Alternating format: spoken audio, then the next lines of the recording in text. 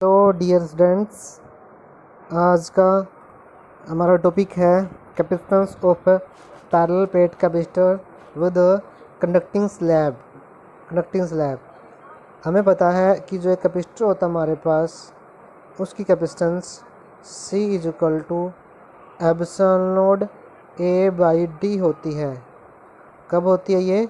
जब C node नाम ले देते हैं इसको, स्पेशली जब कैपेसिटर की प्लेट्स के बीच में एयर होती है तब होती है स्पेशली, क्योंकि यहाँ पर एप्सिलॉन नोड है।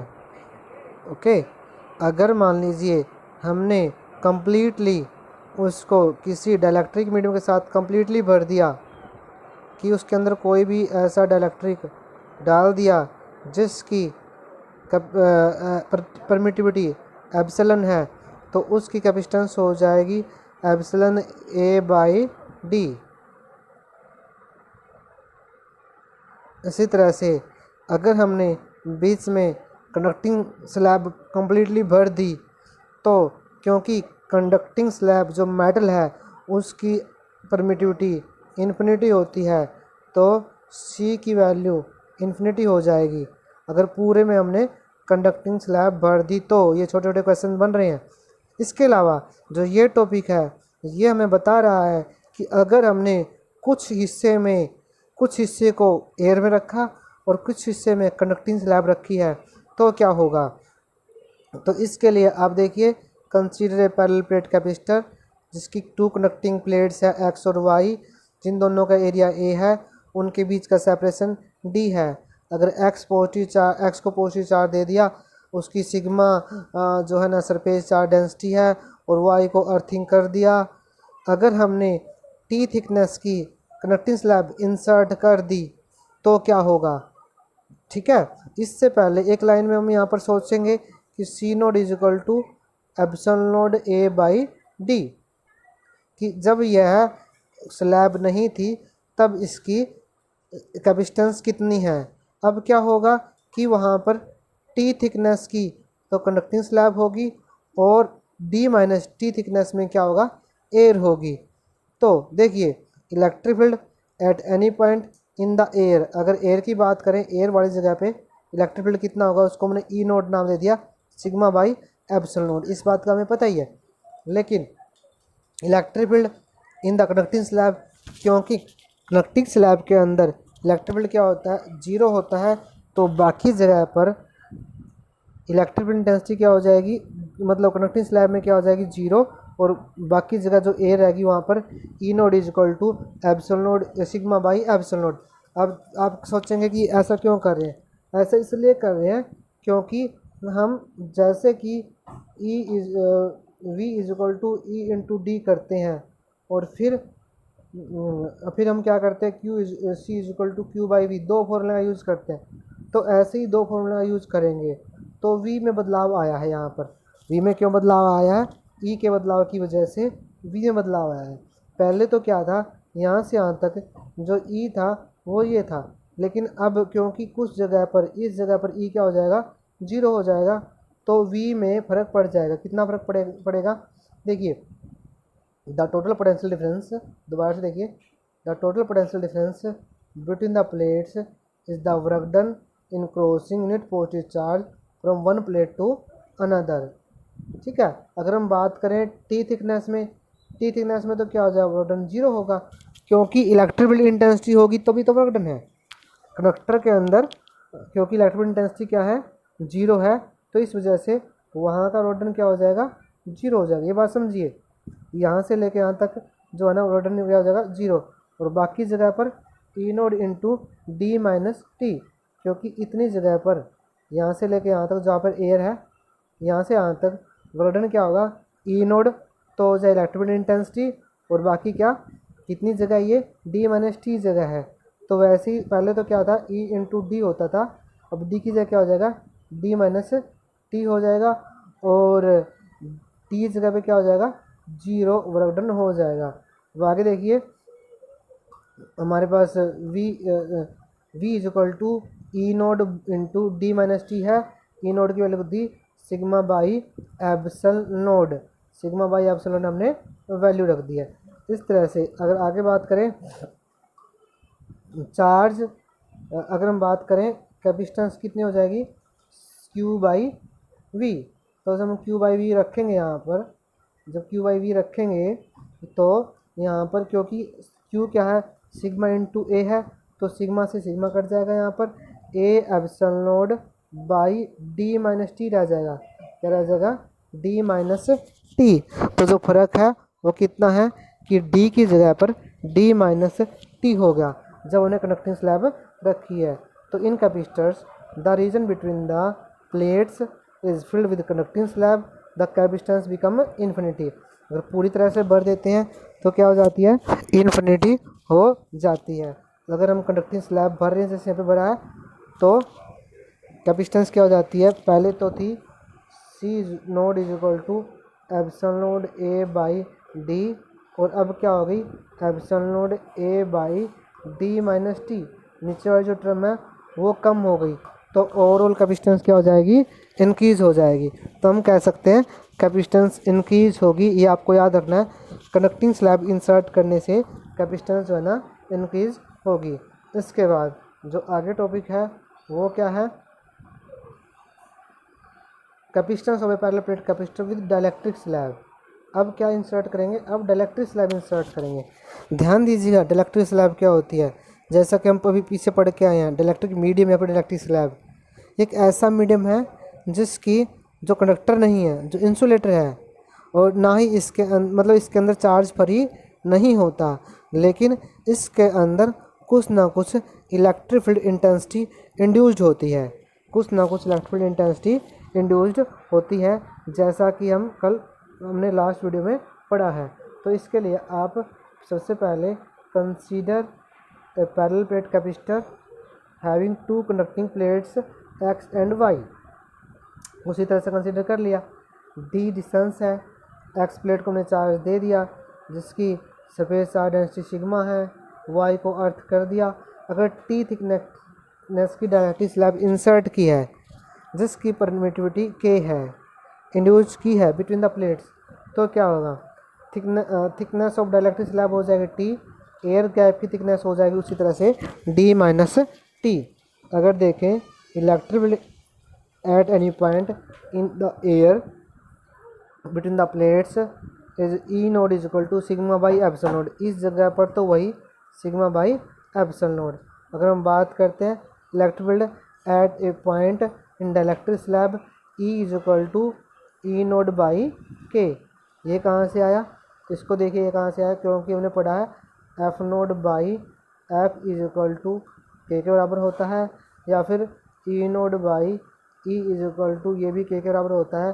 तो इस फॉर्मूले से अगर हम देखें E is equal to E naught by K हो जाएगा, क्योंकि ई इधर को मतलब ई नोड बाई ई के बराबर होता है, तो ई नोड बाई के ई के बराबर हो जाएगा। तो यहाँ इस जगह पर जो ये जगह है यहाँ पर तो इलेक्ट्रिक इंटेंसिटी है ई नोड बाई के, और एयर वाली जगह पर इलेक्ट्रिक इंटेंसिटी है सिग्मा बाई एप्सिलॉन नोड। तो हम नए तरीके से पोटेंशियल डिफरेंस निकाल सकते हैं। वो क्या होगा V is equal to E naught into D minus T into sorry plus E into T, बाकी जगह क्या हो जाएगा ई इंटू टी। जैसे पिछले केस में जीरो था, लेकिन यहाँ पे इलेक्ट्रिक इंटेंसिटी क्या है जीरो ना है, डाइलेक्ट्रिक के अंदर ई नोट बाई के है। तो हम क्या कर देंगे वैल्यू रख देंगे E naught by K into T. तो अगर हम बात करें C is equal to Q by V, तो Q डिवाइड बाई V की वैल्यू पुट कर देते हैं E naught into D minus T. दोनों में से हमने क्या कर लिया यहाँ पर ई नोड कॉमन ले लिया, तो D minus T plus T by के। अगर हम सिग्मा की बात सी की बात करते हैं, सी क्या हो जाता है हमारा, सी क्या हो जाता है सी इज इक्वल टू, क्योंकि क्यू की वैल्यू रख दो सिग्मा इंटू ए, और नीचे क्या कर दो ई की वैल्यू रख दो सिग्मा बाई ई नोड की वैल्यू रख दो सिग्मा बाई एप्सिलॉन नोड, तो सिग्मा बाई एप्सिलॉन नोड। तो सिग्मा से सिग्मा कट गया, क्या रह गया epsilon naught A D minus T plus T by के। तो ये क्या होगी हमारी कैपेसिटेंस आ गई जब हमने एक डाइलेक्ट्रिक मीडियम इंसर्ट किया है। इस तरह से capacitance of a capacitor filled with dielectric, अगर टी को अगर पूरा डाइलेक्ट्रिक से भर दें तो हमें पता ही है वो क्या हो जाएगा, के इंटू सी नोड हो जाएगा। और सी नोड जहाँ पर क्या है, सी नोड है epsilon naught A by D. इसको तो हम दूसरे फॉर्मूले से भी निकाल सकते हैं। कैसे, कि हमारे पास सी नोड बराबर है epsilon naught A by D, इसको याद रखो। दूसरा, सी किसी मीडियम अगर हमने कोई डायरेक्टली रख दिया एप्सिलॉन ए बाई डी हो जाएगा, सीधी बात है, एप्सिलॉन नोड की जगह एप्सिलॉन हो जाएगा। दूसरा हमें पता है एप्सिलॉन बाई एप्सिलॉन नोड किसके बराबर है, के बराबर है। तो अगर हम बात करें C is equal to epsilon A by D और epsilon by epsilon naught is equal to K, यहाँ से epsilon is equal to epsilon naught into K. जब इस वैल्यू को यहाँ पे पुट करेंगे तो क्या आ जाएगा, C is equal to epsilon naught, दोबारा से C is equal to K epsilon naught A by D.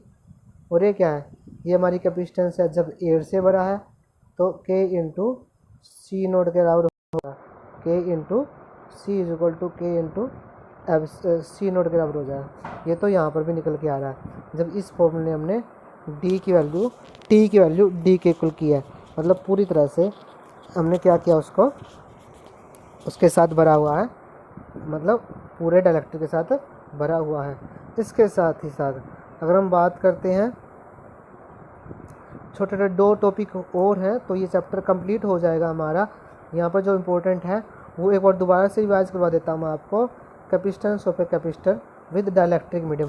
ध्यान दीजिएगा, डायलेक्ट्रिक मीडियम क्या है, डायलेक्ट्रिक मीडियम एक डायलेक्ट्रिक नॉन पोलर या फिर पोलर डायलेक्ट्रिक से मिलके बना है, जो जिसके अंदर फ्री चार्ज नहीं होते लेकिन उसके अंदर कुछ ना कुछ इलेक्ट्रिक फील्ड इंड्यूस्ड हो सकता है। और वो किस पे डिपेंड करता है, वो के की वैल्यू पे। तो हमें पता है K is equal to E naught, sorry K is equal to E naught by E के बराबर है। तो ई दोबारा से देख लीजिएगा, K is equal to E naught by, क्योंकि एफ नोड बाई एफ के इक्वल भी होता है और एफ नोड में इसमें एक सीधी रिलेशन है, इन दोनों में सीधी रिलेशन है, तो ई नोड बाई ई के इक्वल भी हो सकता है। तो ई किसके इक्वल हो जाएगा, ई को इधर ले आओ, के को इधर ले जाओ, ई नोड बाई के इक्वल। वहाँ पर कितनी इलेक्ट्रिक फील्ड इंटेंसिटी होगी, ई नोड बाई के। अगर हम बात करते हैं इसके अलावा जहाँ पे एयर है वहाँ पर सिग्मा बाई एप्सिलॉन नोड, और सिग्मा किसके बराबर है, क्यू इंटू ए के बराबर है। इसके साथ साथ जो पोटेंशियल की बात करते हैं, पोटेंशियल कितना हो जाएगा, ई naught into D minus T, क्योंकि जहाँ पर एयर है वहाँ पर तो फोर्स कितनी होगी, ई नोड होगी, और जहाँ पर डायलेक्ट्रिक है वहाँ पर फोर्स कितनी होगी, ई होगी। दोनों में पुट कर दी और फिर इस तरह से हमने ई की वैल्यू पुट कर दी इस रिलेशन से, और ई यहाँ से कॉमन ले लिया, और सी इज इक्वल टू, यहाँ देखिए C is equal to Q by V, नीचे वी की वैल्यू पुट करेंगे ई नोड कॉमन लेके, तो ये बन रहा है हमारे पास।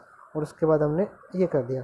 तो आप एक बात और यहाँ पे ध्यान रख सकते हैं, डायलेक्ट्रिक जब रखेंगे ना तो भी क्या होगा, इलेक्ट्रिक इंटेंसिटी वहाँ पर के इन्वर्सली, मतलब के डायरेक्टली प्रोपोर्शनल है, क्योंकि के नीचे भी इन्वर्सली है। और इस तरह से अगर हमने पूरे को भर दिया डायलेक्ट्रिक से तो सी नोड इंटू के हो जाएगा। इस तरह से आगे क्या है, अगर हम बात करते हैं एक्शन ऑफ सारो पॉइंट, इसको समझने के लिए एक छोटी बात समझिए आप लोग। एक्शन ऑफ सारो point, charge is distributed unevenly, charge unevenly, charge per unit area is more at the surface which has smaller radius। हमें पता है कि मान लीजिए कि हमने ये हमारा कोई छोटा सा स्फीयर है, इसको हमने क्यू चार्ज दे दिया, क्यू चार्ज दिया है तो इसका सिग्मा कितना होगा, क्यू बाई ए। अब ए जितना कम होगा सिग्मा उतना ही ज़्यादा। अब मान लीजिए हमने छोटे छोटे स्फीयर, बहुत ही छोटे छोटे स्फीयर ले लिए, तो इनका एरिया क्या होता है, बहुत कम होगा, 4 पाई r² होगा इनका एरिया। तो आर जितना कम सरफेस एरिया उतना ही कम। सरफेस एरिया कम होने से sigma is equal to Q by A, area कम होने से सिग्मा ज़्यादा होगा, एरिया कम होने से सिग्मा ज़्यादा होगा। तो अगर हम बात, जैसे कॉम्ब के कॉर्नर्स होते हैं, पॉइंट्स होते हैं छोटे छोटे, उसी तरह से छोटे छोटे पॉइंटर होते हैं, जैसे पेन की निब होती है, उस तरह से जैसे पॉइंट्स होते हैं, कॉर्नर्स होते हैं, मतलब जैसे कोई कॉम्ब है, कॉम्ब के छोटे छोटे पॉइंट्स हो गए इस तरह से, या फिर कोई भी हम इस तरह से बना देते हैं कुछ भी जिसके छोटे छोटे पॉइंट्स होते हैं, या फिर इस तरह की शेप देख लीजिए। इनके जो ये पॉइंट्स है, जो निब है, यहाँ पर एरिया बहुत ही कम है, चार्ज हमने उतना ही दिया है, तो सरफेस चार्ज डेंसिटी क्या होगी यहाँ की, ज़्यादा होगी कॉर्नर्स पे, जिस वजह से उसके नज़दीक के उसके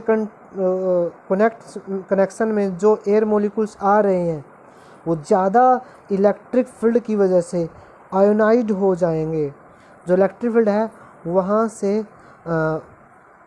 इलेक्ट्रॉन्स को खींचेगा, जिसकी वजह से वो पॉजिटिव आयन बन जाएंगे, और वो पॉजिटिव आयन उस नेगेटिव आयन की वजह से सारे पॉइंट्स की तरह काम करेंगे। देखिए एक बार, अट्रैक्टेड बाय द सारो points and charge in them is therefore reduced, उनका चार्ज जो है ना कम हो जाएगा। अगर हम सीधे सीधे पॉइंट्स में आप लोगों को मैं समझाऊं कि जो ये पॉइंटर होते हैं, यहाँ पर जो एयर है वो आयनाइड हो जाएगी। आयनाइड होने की वजह से जो ये जो एयर है ये आयनाइड हो जाएगी, यहाँ पर एक पॉजिटिव चार्ज की विंड बन जाएगी, चार्ज विंड यहाँ पर क्रिएट हो जाएगी। यह क्या होती है, यह एक्शन ऑफ सारो पॉइंट होता है, यही एक्शन ऑफ सारो points.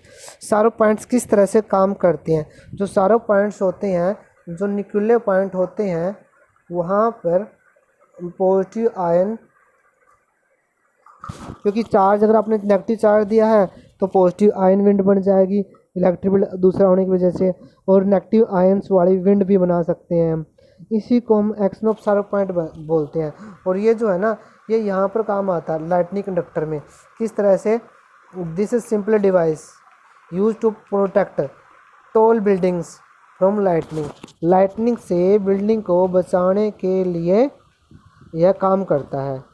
It consist long thick copper rod, उसी तरह से जैसे मैंने बताया इस तरह की शेप की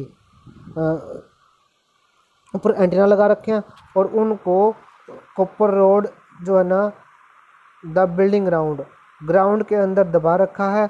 the lower end of the rod is connected to the copper plate. एक कॉपर प्लेट को अर्थ के अंदर दबा रखा है डीपली, तो उससे जोड़ रखा है।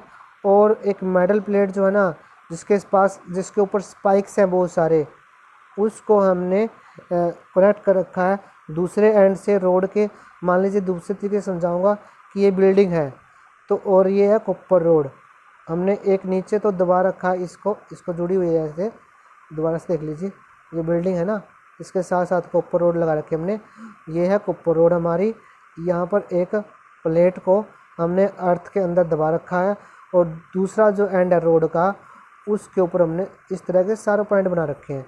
तो जैसे ही क्या होगा, a metal plate with number of spikes is connected to the top of the copper rod kept at the building. तो जैसे ही लाइटनिंग होगी तो जो वहाँ का जो लाइटनिंग की वजह से जो इलेक्ट्रिक फील्ड होगा, वो इलेक्ट्रिक फील्ड विंड की वजह से, जो उसके ऊपर एक्शन ऑफ सार पॉइंट की वजह से चार्ज विंड बनी हुई है, उसके द्वारा न्यूट्रलाइज कर लिया जाएगा। ये था एक्शन ऑफ सारो पॉइंट, और इस कंसेप्ट के ऊपर प्रोटेक्ट किया जाता है टॉल बिल्डिंग्स को। तो ये था हमारा chapter electric potential and capacitance जो कंप्लीट हो चुका है। अपने इसमें आज यहाँ तक पढ़ना है।